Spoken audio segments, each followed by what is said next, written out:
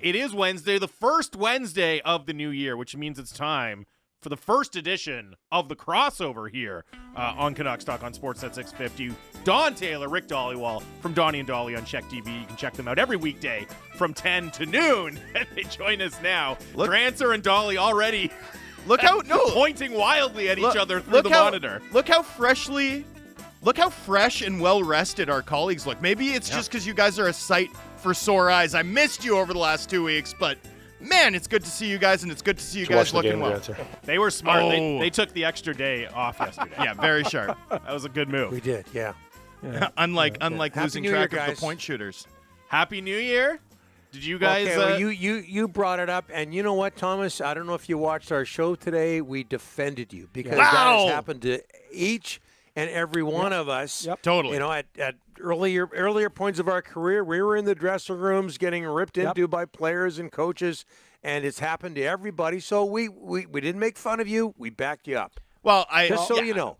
It was a harmless mistake. I mistook the Puce Suter goal off the Myers-Lafferty deflection for that when I sort of got froze up. Like, I asked a question, Miller followed up. He was like, "What goal?" And it's like, "Your goal." But I just briefly lost track of the two goals, messed it up, and I got roasted. And you know what? I did deserve it. So it's fine. It's fine. Yeah, all good. We've got a great drop forever now. So everyone wins. Everyone wins. Well, except me. Is it just me, or does JT Miller seem he was having fun with you? Yeah. He seems much more relaxed. He's had pretty good individual seasons, a couple before this, but he just seems much more relaxed. The contract, the winning. Is it just me, or does he seem like a happier fellow these days? I mean, I think there's a lot that has settled down for him, right? I mean, you think about how loud things were around JT Miller, especially, and, as much as people like to say, especially the national media, the Vancouver media, like a lot of it was national media, him getting carved on an HNIC panel, right? The trade rumors, like he was a fixture in every insider's update on what was going on around the league. And, that's all settled down now. You think about that exact exchange. If that had happened last year when Miller was taking slings and arrows and the Canucks were losing, and the reaction might have been totally different. Instead, it happens right now, and it's funny. Like, it's funny, no harm done either way. That's good. Like, it's a good look on him, and I think it reflects the team's performance. I think it reflects his individual performance. It's good to see him having fun. And Thomas, Donnie talked about it, but we've all of us have been there where you were last night, and we have very public jobs. 90% of the public, when they make mistakes, it's not public. And now you have this thing called Twitter, where it's makes it 10 times worse for us. But we've been there before, and we will always be there because you're trying. And the people that don't try don't make mistakes. So it was all good in my eyes. Listen to the support for Thomas Grant today. This is from really his fellow beautiful. Media members. Don't worry, I'll mix it up in a second. If you expected me to come in and enjoy what Thomas went through, yeah, I did privately. I did. I'm not going to lie to you. You're 100% right. Privately, I was doing cartwheels last night when people on Twitter were ripping them. I'm not going to lie to you. Privately, I loved it. But publicly, I'm going to support the Kojak. No question. It's not private if you tell us about it, Rick. It's no longer private. Right. It's public now. Not anymore anyway. Oh, no, that's note perfect. That's note perfect. Watch the game, Grancer. Hey, guys, the biggest issue for JT Miller these days is find him a left winger. You know, find him a left winger and quit rotating in and out. What does Jimmy say about well, Jimmy? You know what? He's now calling Rutherford Jimmy. Guys. Stop it, Don. Stop it. I accidentally called him Jimmy, and Don's been all over me. Anyways, listen. Find this guy a left winger, because you can't go into the playoffs like this. Find Jimmy Timmy Miller. Line mate. So, Rick, are they gonna find it in Pittsburgh? I know you guys are talking Jake Gensel. Well, what are you hearing? Yeah. Donnie likes Gensel a lot. And, I love Gensel. But why not? I want to go on the record. Out that he leads them in points. That's all I said. You think he'd be a perfect fit? I think he would be an amazing fit. Left, they need the winger. They need that top six winger, playoff experience, high-end player. You know he can play with great players. He's done it with Crosby. Obviously, there's the familiarity. Like, I think he if you're looking to make a splash and help this team get to another level going toward the playoffs. Now, I don't know if he's available, and we can leave the price out of it and everything, but if you're just thinking of a player you can add, I think he's an absolutely perfect fit for the Canucks. Okay, I'll tell you why he's a fit. Jim Rutherford signed him to that 5-year, $30 million deal in 2018. And obviously we know that the Canucks management loves Pittsburgh players, but the price is going to be too high, guys. And I'm not coughing up Lekaramaki or Willander. You know, they're finally starting to get prospects in the system after the previous regime traded 500 first-round and second-round picks. You can't do that anymore. Like, I don't know. Like, I just think, you know what, how much are these guys would never give up a first rounder. Okay, but Donnie, they don't want to now, but they just don't want to. But how much are you willing to give up for a rental? Jamie, how much? Yeah, like, but you isn't know, this? you know, But Rick, they're near the top of the league. Like, isn't this the time? You know, when you're giving up a first-round pick for Oliver Ekman-Larsson, and you have no idea how good you're going to be. That's one thing. But now you're near the top of the league standings. You know you're going to go into the playoffs. You got a chance to win your division. Like, to me, this is the time where you're ready to move a first-round pick or a prospect because you might actually have a chance to do something now. Yeah, I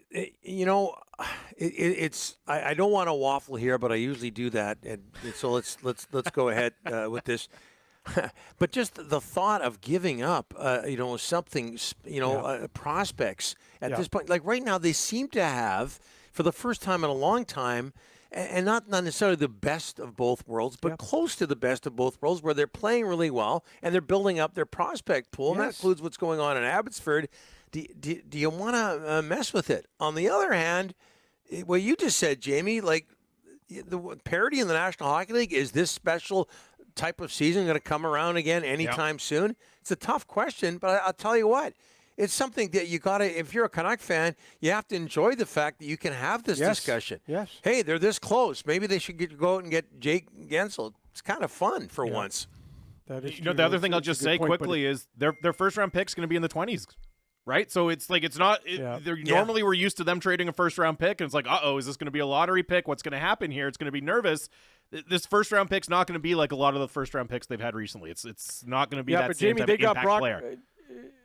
Jamie, they got Brock Besser in the 20s, right? Sure, I'm not saying you can't get a good player there. I'm just saying it changes the math a little bit. It's less of a roll of the dice. Yeah.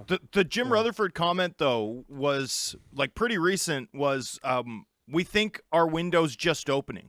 Well, if you think your window's just opening, Jamie, then you can't further limit your upside, especially given that the team's made some deals that have done so, right? If you're recognizing that given the age of Miller, the upcoming extensions for Hronek Pettersson, if your opinion is, hey, this might be a one-off, then you trade it. And I just think it's, from what Rutherford said publicly, my guess is he's not viewing this as a one-off. Lightning has struck. We've got to spend to bolster it necessarily. That would be that's just my read. I'll throw it to you guys, but I just think if let's say you draft a guy in the 20s this year, okay? How many years before they're ready to really help you win, right? 3 seasons maybe? And at that point, Miller's a lot older. You don't know what Pettersson's status is going to be. Demko will be out of contract. You know what I mean? There's a lot of uncertainty there.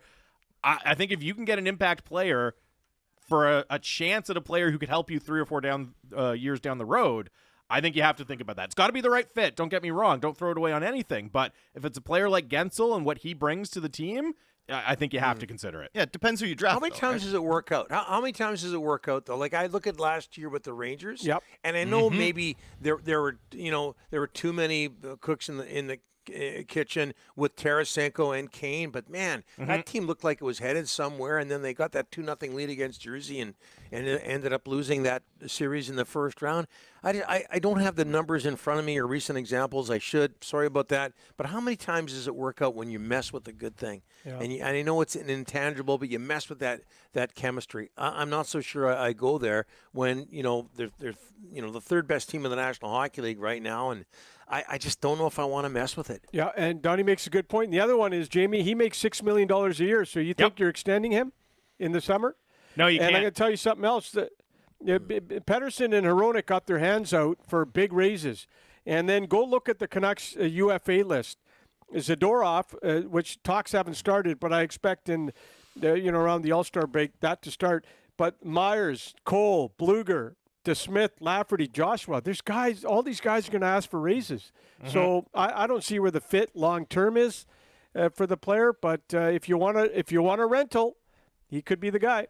But where do you find the winger for JT Miller then going forward, Rick? Right? Yeah, I hear you. It's Yeah. just keeping this team together. It's going to be hard because there's a lot of guys who are going to get more expensive. But as you said, they need somebody who can play with JT Miller. And look, fingers crossed, maybe it's Podkolzin, but that's still a question mark. And you want a guy that you feel really, really good about in that spot. And I don't know how they find him if they're not willing to move some serious assets here at some point. Would you guys be more open? Like, if you're talking about Gensel, you're talking about a 29-year-old, you're talking about a guy who's expiring, you're talking about a guy who's been almost point per game across 500 NHL games, you're talking about an $8 million player beyond this season, all of those seasons too, in which he'll be 30 years old. Would it change your view of it, Donnie, if we were talking about a long-term fit, a player more in that Filip Hronek mold? I guess I just don't see how the numbers fit if you want to keep everybody. But the big question with Gensel is what we talked about earlier, like how. Okay, I'm going to go back here, but the Canucks, the Cam Neely deal back in 1986, way back, Thomas. I know you love this. Let's go. I love it. You're very well versed on it. I am.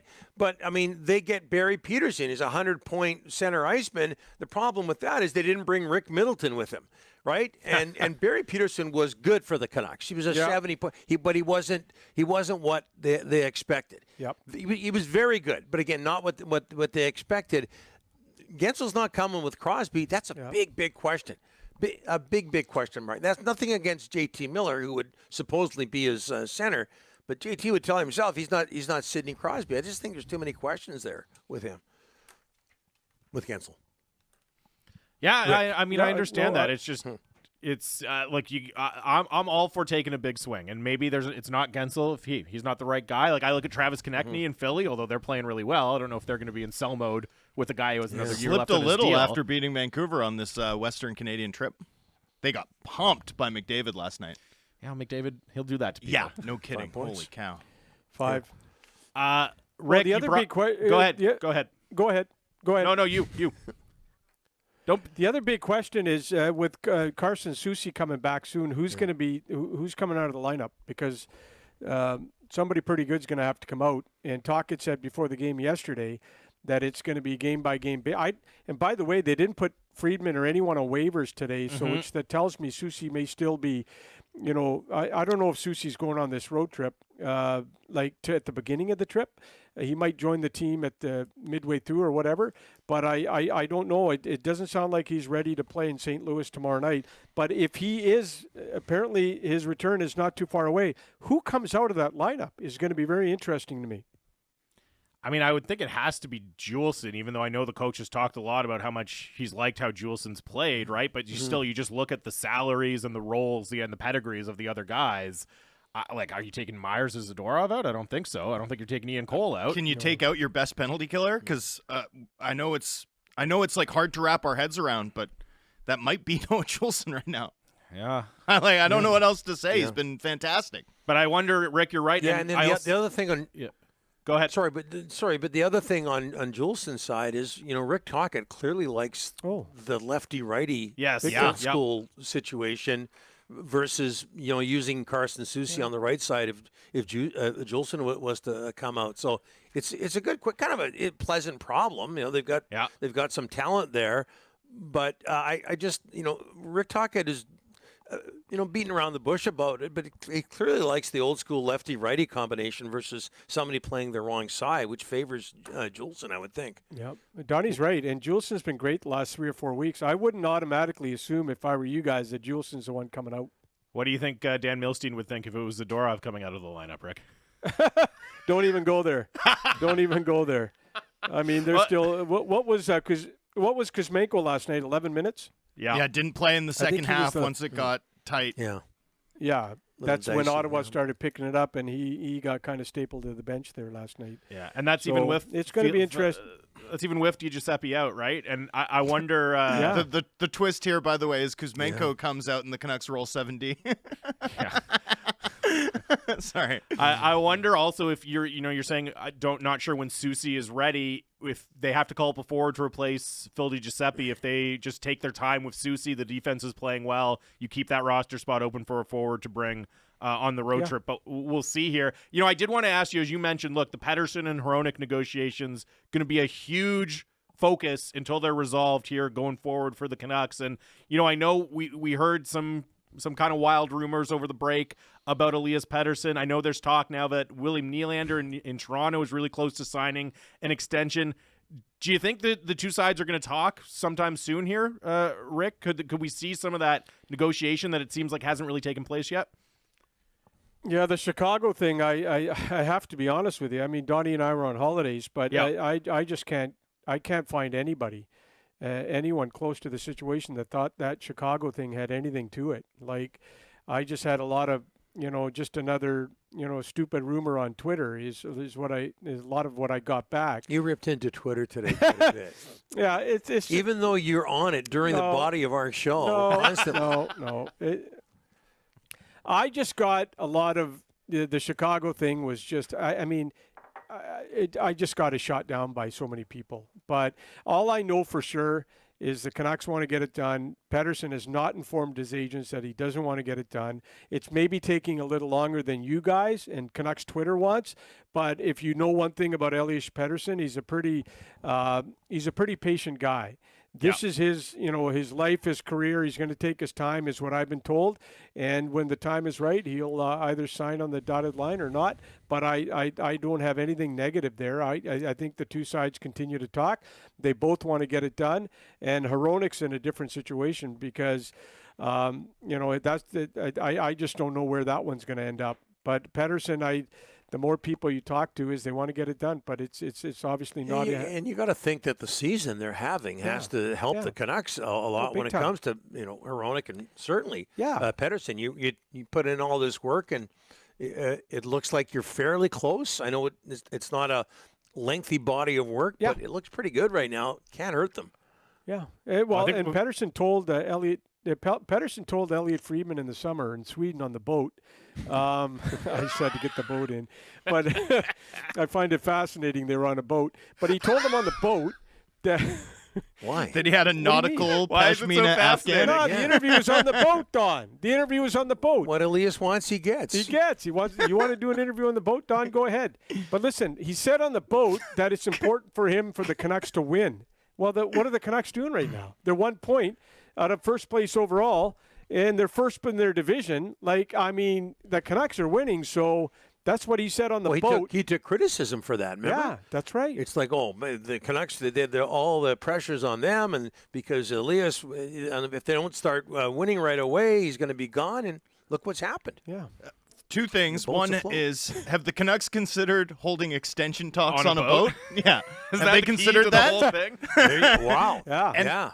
And the second one is, and this is just a question, but the logic follows, right? Yep.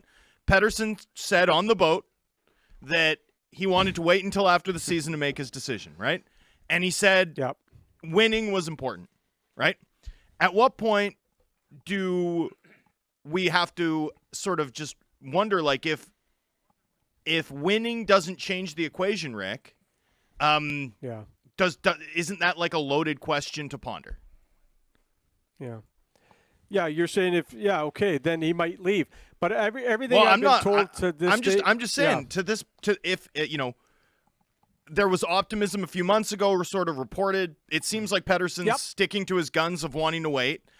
He said winning was a priority, but it doesn't seem like winning has necessarily changed the equation, at least to this point. Right. Is that sort of a fair summary of where we sit?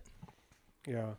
Yeah, it is, Thomas, but in negotiations, sometimes you hear an agent or a player or the manager, GM might not be happy. I'm not hearing that. No. I'm not, I'm just not hearing any negativity there, and until you start hearing some negativity, then you don't get worry worried. about it. But right now, I just think his agents are being patient.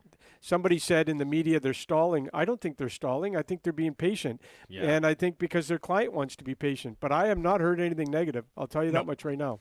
No negativity on the crossover today either. Dhali, you started it on a fresh note here in 2024, sticking up for Drance. Privately doing cartwheels, of course. But it was privately, I was on Twitter laughing my head off. But watch the game, publicly, I'm not going to rip my good buddy here. We've No all way. been there. We've all been. We've all. I had somebody who threatened to throw up on me once, right? It was Rick, but no, it was a football player. Brian guys, Burke got mad at me once, and Brian Burke got mad at me once, and he hung up on me. But you know, we're always getting media guys are always getting in trouble. We always are. That's our job. But we have. But the difference, and hats off to you, Thomas, as we back you up again, is Yeah. that it was out there for everybody to see because of social media, which we didn't have to deal with when we were reporting. Well, and 20 years ago, Thomas, And the live broadcast. it It was the wouldn't have first happened. scrum live broadcast. Just tough. and look, Yeah, right. yeah. guys, when the weather turns, we'll do a crossover live from a boat. All right, we'll make that our mission. We'll figure it from out. a boat. Goes That's without where you saying. get the best interviews, Get is some on a thick- boat. Get some thick skin. We all need thick skin in our industry because there's so many haters, and Canucks Twitter can be a challenge sometimes. That's right. But Oh, no get thick skin, Thomas. Get thick No, skin. no thick skins in hockey media, baby. Oh, yeah. All right, Yeah. we'll The chat old rule. We'll chat next All right, week, guys. boys. Thanks for this. Thanks, there guys. they are. Happy Adios. New Year. Bye. Happy New Year. Happy New Year. That is Don Taylor and Rick Dhaliwal from Donnie and Dhali on Check TV every weekday, 10 to noon. You can check them out.